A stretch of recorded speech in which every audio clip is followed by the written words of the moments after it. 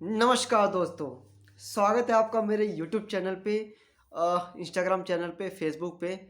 बहुत समय पहले एक बात हुई थी जिसका मुझे ज़िक्र करना था।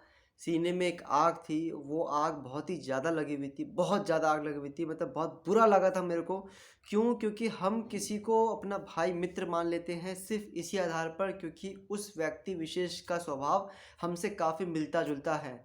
और हम ये भूल जाते हैं कि उस व्यक्ति का जो स्वभाव है, जो विचार है, जो वो हमें दिखा रहा है, वो सिर्फ़ इसीलिए है ताकि आपके साथ उसकी मित्रता हो सके, आपके साथ उसकी संधि हो सके।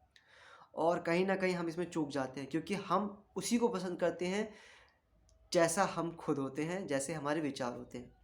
तो स्वागत है दोस्तों, एक ऐसी चुटपटी, एक ऐसी मस्तानी और बढ़िया सी कहानी सुनाने वाला हूँ मैं, जो आपको रोमांचित कर सकती है। काफ़ी सारे ऐसे केसेस बने हुए हैं, इसे कहते हैं भ्रष्टाचार एक तरीके का। जैसे कंपनियां करती हैं, वो करती क्या है कि एक फेक कंपनी बनाती हैं, उस फेक कंपनी के आधार पर जो बड़ी प्रॉफिटेबल कंपनी होती है उसके कुछ बिजनेस को वहाँ दिखा देती है ताकि टैक्स चोरी की जा सकती है, यानी कि टैक्स बचाया जा सके। ये लीगल तरीका भी है लेकिन गलत तरीका भी है।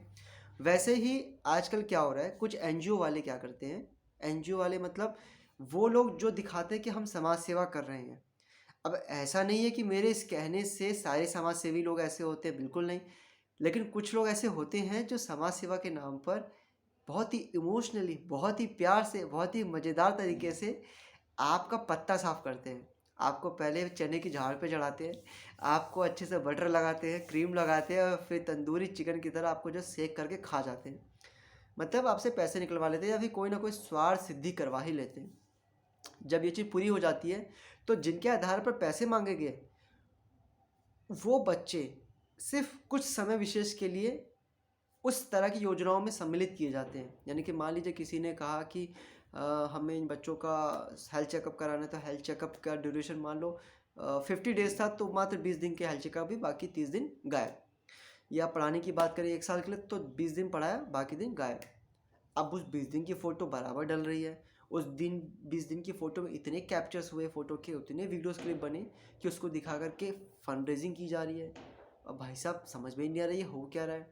तो ऐसे में जो व्यक्ति बहुत ही पैसे से धन संपन्न है, बहुत काम धंधा कर रहा है, पैसे कमा रहा है, उसे क्या पता कि वो व्यक्ति विशेष कितना काम कर रहा है एनजीओ में।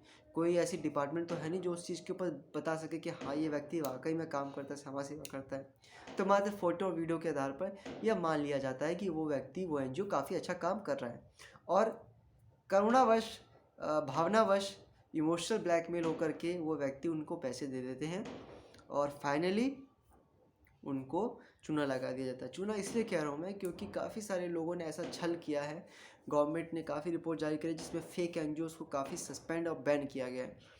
और साथ ही साथ मेरे भी कुछ ऐसे जान पहचान में ऐसे एनजीओ थे, करप्ट एनजीओ, भ्रष्टाचारी एनजीओ, जो करोड़ों करोड़ों रुपए सरकार से लेते थे।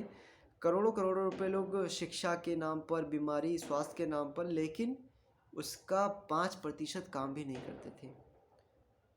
ऐसी फाउंडेशन है जो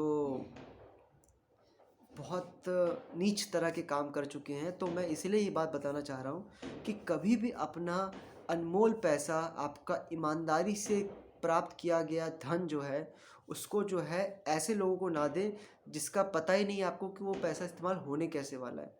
उसकी पूरी जानकारी लेना, पूरा हिसाब लेना आपका फ़र्ज़ है क्योंकि आपने हराम की कमाई नहीं करी है, आपने ईमानदारी से पैसे कमाए हैं। और ईमानदारी से पैसे कमाए हुए का फ़र्ज़ होता है कि उसके पैसे का पाई पाई हिसाब वो जाने।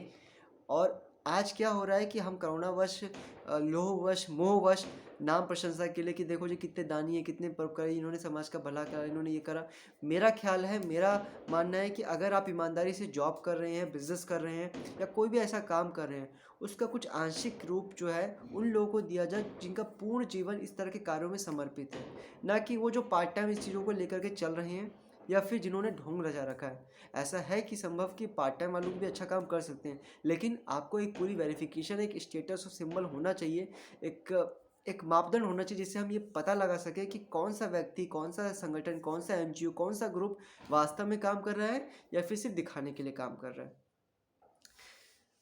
बहुत बुरा लगता है जब सुनने में आता है कि एक एनजीओ खुली ये ग्रुप वो ग्रुप, और उसके बाद उन्होंने बच्चों को पढ़ाया, उन्होंने जो है लोगों को जोड़ा, फिर किसी लालच से कुछ को निकाला, फिर अपना ही नाम उसको आगे कर दिया कि सारे काम में सिर्फ वही वो है जो उस एनजीओ का, उस ग्रुप का, संगठन का मालिक है, जो डायरेक्टर है, जो कुछ भी है, सीईओ वगैरह है उस एनजीओ का।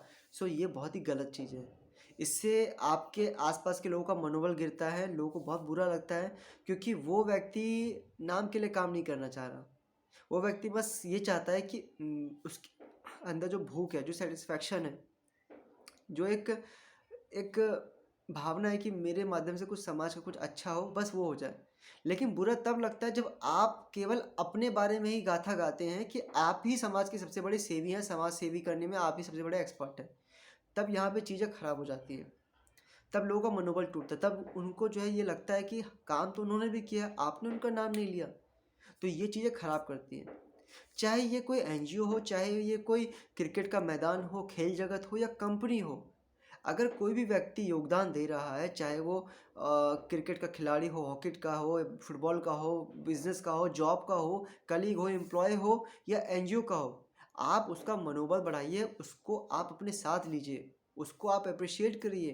क्योंकि बिना समर्थन के, बिना प्रशंसा के, बिना लोगों के बात को समझे बुझे और सबकी सहभागिता से काम नहीं किए जाते। लेकिन आज कुछ एनजीओ वाले, कुछ संगठन वाले अपने इस भ्रष्टाचार स्वभाव के कारण सभी को कलंकित करने का काम कर रहे हैं। ये वीडियो मात्र एक जागरूकता के कारण, एक जागरूकता अभियान के कारण बनाई गई है।